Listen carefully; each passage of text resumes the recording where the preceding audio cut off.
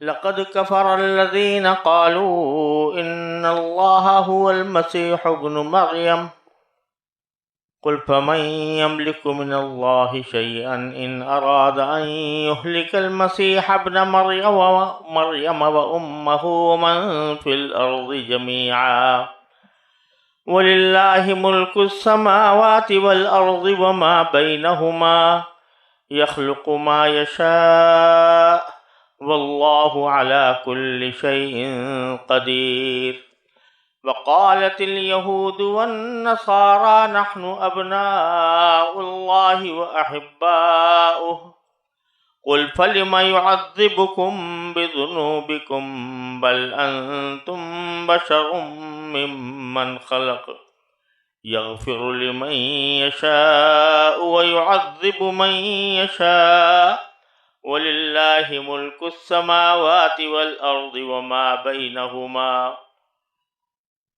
وإليه المصير يا أهل الكتاب قد جاءكم رسولنا يبين لكم على فترة من الرسل أن تقولوا ما جاءنا من بشير ولا نذير فقد جاءكم بشير ونذير والله على كل شيء قدير۔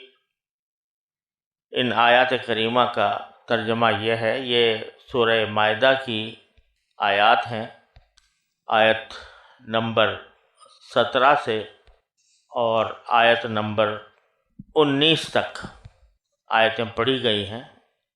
ان کا ترجمہ یہ ہے: اے اہل کتاب، تمہارے پاس ہمارے پیغمبر آ گئے ہیں جو کتاب یعنی تورات اور انجیل کی بہت سی ان باتوں کو کھول کھول کر بیان کرتے ہیں جو تم چھپایا کرتے ہو، اور بہت سی باتوں سے درگزر کر جاتے ہیں۔ تمہارے پاس اللہ کی طرف سے ایک روشنی آئی ہے اور ایک ایسی کتاب جو حق کو واضح کر دینے والی ہے، جس کے ذریعے اللہ ان لوگوں کو سلامتی کے راہیں دکھاتا ہے جو اس کی خوشنودی کے طالب ہیں، اور انہیں اپنے حکم سے اندھیریوں سے نکال کر روشنی کی طرف لاتا ہے، اور انہیں سیدھے راستے کی ہدایت عطا فرماتا ہے۔ جن لوگوں نے یہ کہا ہے کہ اللہ ہی مسیح ابن مریم ہے، وہ یقیناً کافر ہو گئے ہیں۔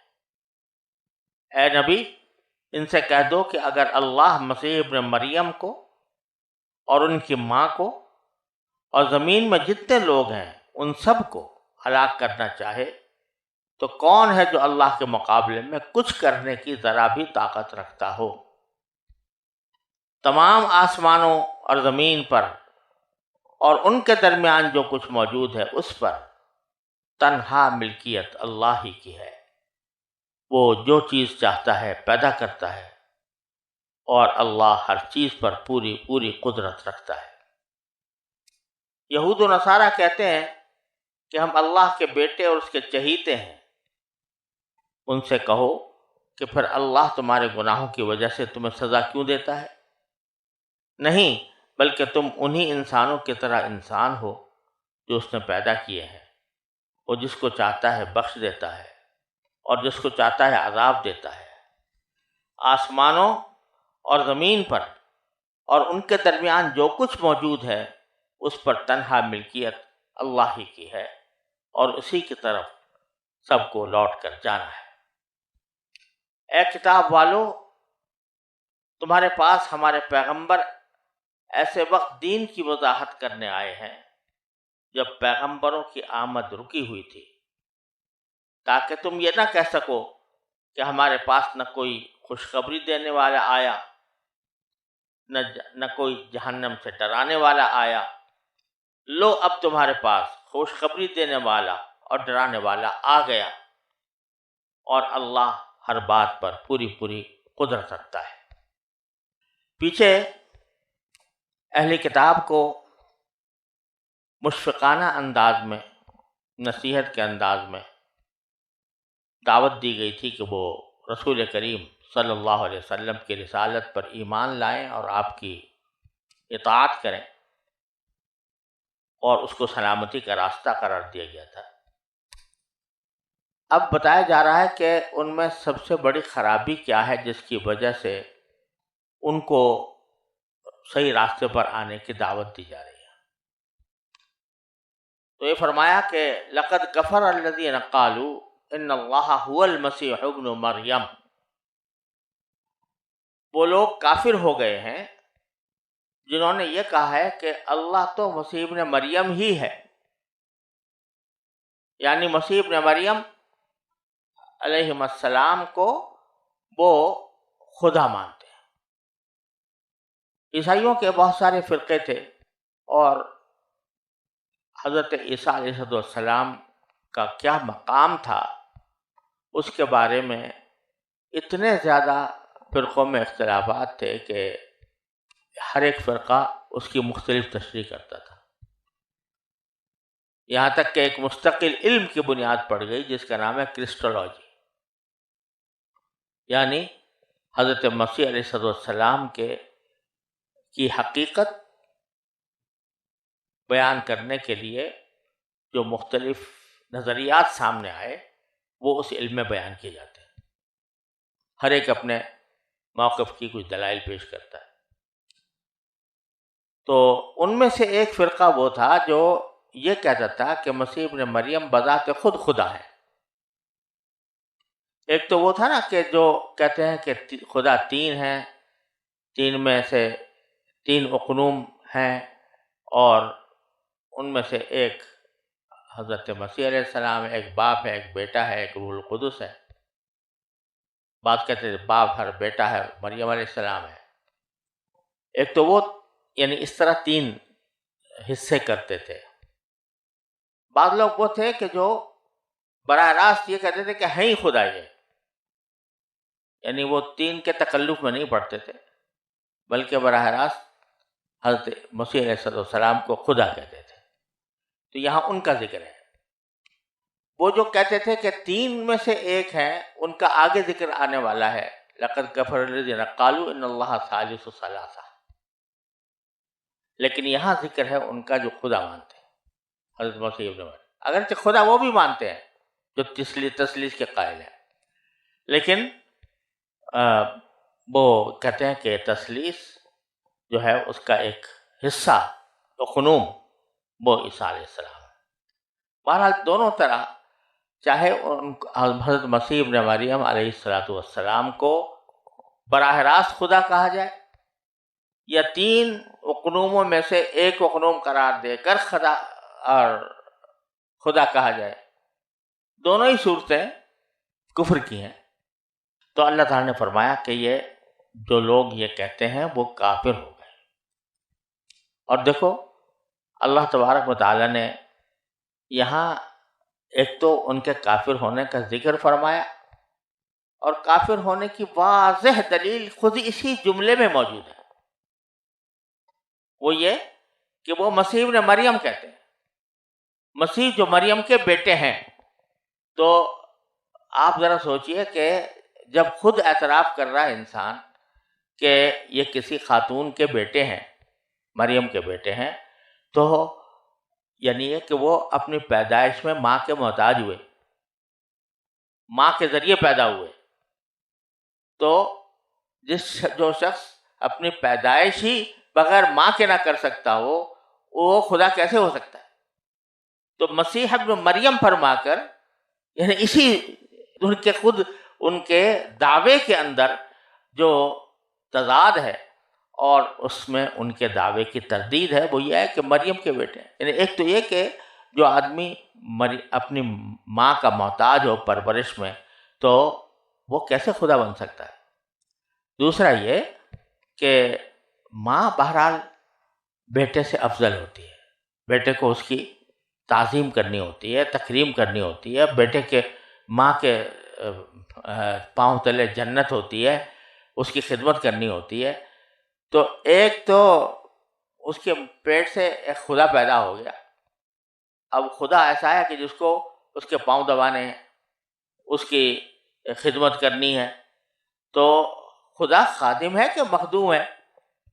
اس لیے اس جملے ہی کے اندر اللہ تبارک و تعالیٰ نے ان کی تردید فرما دی کہ ان اللہ هو المسیح ابن مریم، وہ کہہ رہے ہیں وہ مسیح جو مریم کے بیٹے ہیں وہ اللہ ہیں.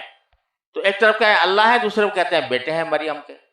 تو اسی سے ان کی تردید فرما دی. آپ باری تعالیٰ فرماتے ہیں کہ تم تو کہہ رہے ہو کہ مسیح ابن مریم خدا ہیں، اور انہی میں بعض لوگ وہ بھی کہتے تھے کہ مسیح علیہ السلام بھی خدا ہے، مریم بھی خدا ہے. تو اس کے جواب میں فرمایا کہ فَمَن يَمْلِكُ مِنَ اللَّهِ شَيْئًا إِنْ أَرَادَ أَن يُهْلِكَ الْمَسِيحَ ابْنَ مَرْيَمَ وَأُمَّهُ وَمَنْ فِي الْأَرْضِ جَمِيعًا. اگر یہ خدا ہیں تو یہ بتاؤ کہ اللہ تبارک و تعالیٰ کو کون روکنے والا ہے کہ اگر وہ مسیح ابن مریم کو یا ان کی والدہ کو یا ان کے علاوہ زمین میں جتنے لوگ ہیں ان سب کو ہلاک کرنا چاہے، تو کون ہے جو اللہ کے مقابلے میں کچھ کرنے کی ذرا بھی طاقت رکھتا ہو؟ اگر یہ خدا ہوتے تو پھر کیسے اللہ تعالیٰ ان کو ہلاک کر سکتا تھا؟ تو پہلی بات تو ہے کہ مریم علیہ السلام تو جس وقت یہ آیت نازل ہو رہی ہے وہ تو وفات پا ہی چکی تھی. اگر وہ خدا ہوتی تو کیسے ان کی وفات ہوتی؟ اور مسیح ابن مریم علیہ السلام جو ہے وہ اگرچہ اس وقت ان کو وفات نہیں ہوئی، وہ آسمان پر ہیں، لیکن ایک وقت آئے گا کہ وہ بھی وفات پائیں گے. تو اگر وہ خدا ہوتے تو پھر وفات کیسے ہوتی؟ اور جب خدا کی والدہ کا انتقال ہو گیا تو خدا کا انتقال ہونے میں کیا تعجب ہو سکتا ہے؟ اللہ تبارک و تعالیٰ ان کو بھی کسی وقت وفات عطا فرمائیں گے. اور وجہ اس کی یہ ہے کہ للہ ملک السماوات والارض وما بینہما، آسمانوں اور زمین کی جتنی سلطنت ہے وہ سب اللہ ہی کی ہے. تو وہ حضرت مسیح کو بھی وفات دے گا اور حضرت مریم کو وفات دے چکا. یخلق ما یشاء، وہ جو چاہتا ہے پیدا کرتا ہے. تو حضرت مسیح علیہ السلام کو پیدا کیا تھا، اور ان کو اس لیے پیدا کیا تھا تاکہ وہ اللہ کے رسول بن کر آئیں اور لوگوں کو ہدایت کا راستہ دکھائیں، اور ایسا ہی انہوں نے کیا. اور انجیل ان کے اوپر نازل کی گئی. واللہ علی کل شیء قدیر، اور اللہ تعالیٰ ہر چیز پر قادر ہے. جب ہر چیز پر قادر ہے تو حضرت مسیح علیہ السلام کو اپنے وقت پر وفات دینے پر بھی قادر ہے، اور حضرت مریم کو اپنے وقت پر بھی وفات دینے پر بھی قادر ہے. پھر آگے یہود و نصارہ کے گھمنڈ کی اللہ تعالیٰ نے تردید فرمائی ہے. فرماتے ہیں وقالت الیہود والنصارى نحن ابناء اللہ واحباؤہ. ان کی بدعملیوں کا ایک سبب یہ بھی ہے کہ انہوں نے اپنے آپ کو ایک گھمنڈ میں مبتلا کر رکھا ہے. وہ گھمنڈ یہ ہے کہ دونوں یہ کہتے ہیں، یہودی اور نصارہ، کہ ہم اللہ کے بیٹے ہیں اور اس کے محبوب ہیں. اللہ کے بیٹے اور ان کے محبوب ہیں. اور اس کا مطلب وہ یہ سمجھتے تھے کہ ہم جو کچھ بھی کرتے رہیں بیٹا ہونے کی وجہ سے ہم سے کوئی بات پوچھ نہیں ہوگی. ہم چونکہ اللہ کے محبوب ہیں لہذا اللہ تبارک و تعالی ہمیں کوئی خاص سزا نہیں دے گا. اور یہ دھوکہ ان کو اصل میں لگا اس طرح کہ عبرانی زبان میں جو اللہ تعالیٰ کی کتابیں نازل ہوئیں، تورات، زبور وغیرہ، ان کا ایک اسلوب تھا کہ وہ جب کسی کو شفقت کے ساتھ مخاطب کرنا ہو تو اس کو یہ کہتے بیٹا، اے بیٹو. یہ شفقت کا ایک اسلوب تھا. اب بھی یہ بائبل میں پایا جاتا ہے کہ وہ بیٹے کے الفاظ جو ہیں وہ استعمال کیے جاتے ہیں مخاطب کے لیے. جب ظاہر ہے اب اللہ تبارک و تعالیٰ کسی کو کہہ رہا ہے کہ بیٹا یا بیٹو کہہ کر خطاب کر رہا ہے، تو یہ مطلب نہیں ہے کہ یہ بیٹے جو ہیں وہ اللہ میاں سے پیدا ہوئے ہیں، اللہ تعالیٰ کے حکم سے ضرور پیدا ہوئے ہیں، لیکن اللہ تعالیٰ ان کا باپ نہیں ہے اور نہ وہ اللہ کے بیٹے ہیں۔ شفقت کا ایک اسلوب ہے کہ ان کو بیٹا کہہ کر پکارا گیا، تو اس سے یہ غلط فہمی ان کو پیدا ہو گئی کہ ہم تو اللہ کے بیٹے ہیں۔ اور حالانکہ سیاق و سباق واضح طور پر اس بات کی دلیل تھا کہ ان کو جو بیٹا کہا جا رہا ہے وہ حقیقی معنی میں نہیں ہے، بلکہ شفقت کا ایک عنوان ہے جو ان کے ساتھ اختیار کیا گیا ہے، لیکن یہ اپنے آپ کو بیٹا بنا بیٹھے۔ اور جب بیٹے ہیں تو محبوب بھی ہیں، بیٹا محبوب ہوتا ہے، لہذا ابناء اللہ و احباؤ، ہم اللہ کے بیٹے بھی ہیں، اللہ کے محبوب بھی ہیں۔ تو اللہ تعالیٰ اس میں ایک مختصر سے جواب ان کو دیتے ہیں کہ قل فلم یعذبکم بذنوبکم، اگر تم بیٹے ہو تو ذرا یہ بتاؤ پھر اللہ تعالیٰ تمہیں گناہوں کی سزا کیوں دے گا، کس وجہ سے دے گا؟ یہ اس لیے کہا کہ خود یہ لوگ اس بات کے قائل تھے، جیسا کہ دوسری جگہ قرآن کریم میں آیا ہے کہ لن تمسنا النار الا ایاما معدودات، ہمیں آگ میں ڈالا تو جائے گا لیکن چند دنوں کے لیے، پھر چھٹی ہو جائے گی ہماری۔ تو مانتے تھے کہ عذاب ہوگا۔ تو اللہ تبارک و تعالیٰ فرماتے ہیں کہ اگر یہ بات ہے کہ تم میرے بیٹے اور میرے محبوب ہو اور اس کی وجہ سے تمہیں سزا نہیں ہوگی، تو تم نے خود جو اقرار کیا ہے کہ ہاں اللہ تعالیٰ ہمارے گناہوں کی کچھ سزا دے گا کچھ دنوں کے لیے، اور لن تمسنا النار الا ایاما معدودات، ہمیں چند دنوں کے لیے آگ چھوئے گی، پھر اس کے بعد ہمیں چھٹی مل جائے گی۔ اور ایک حدیث میں رسول کریم صلی اللہ علیہ وسلم سے یہودیوں نے کہا، خود براہ راست رسول کریم صلی اللہ علیہ وسلم سے خطاب کرتے ہوئے، کہ جب قیامت کے اندر ہم جائیں گے تو ایسا ہوگا کہ ہم کچھ دنوں کے لیے ہم جہنم میں رہیں گے، پھر آپ ہمارے قائم مقام ہوں گے وہاں پر، یعنی مسلمان قائم مقام ہوں گے، اب ساری زندگی جو ہے پھر وہ مسلمان جو ہے وہ رہیں گے، ہم تو تھوڑے دنوں کے نکل کے چلے آئیں گے۔ تو بھائی یہاں پر کہا جا رہا ہے کہ تم خود مانتے ہو کہ تمہیں عذاب ہوگا، چاہے چند دن کے لیے ہو، ایام معدودات، اگر تم بیٹے ہو اور اللہ کے محبوب ہو تو پھر کیوں عذاب دے گا تمہیں اللہ تعالیٰ؟ یہاں سوال یہ پیدا ہو سکتا ہے کہ بعض اوقات باپ بیٹے کو عذاب دیتا ہے، تکلیف دیتا ہے، سزا دیتا ہے، تو وہ سزا ایک تعدیب کے لیے ہوتی ہے، اس کے ادب سکھانے کے لیے ہوتی ہے، تاکہ وہ آئندہ پرہیز کرے، یہ ہوتا ہے نا۔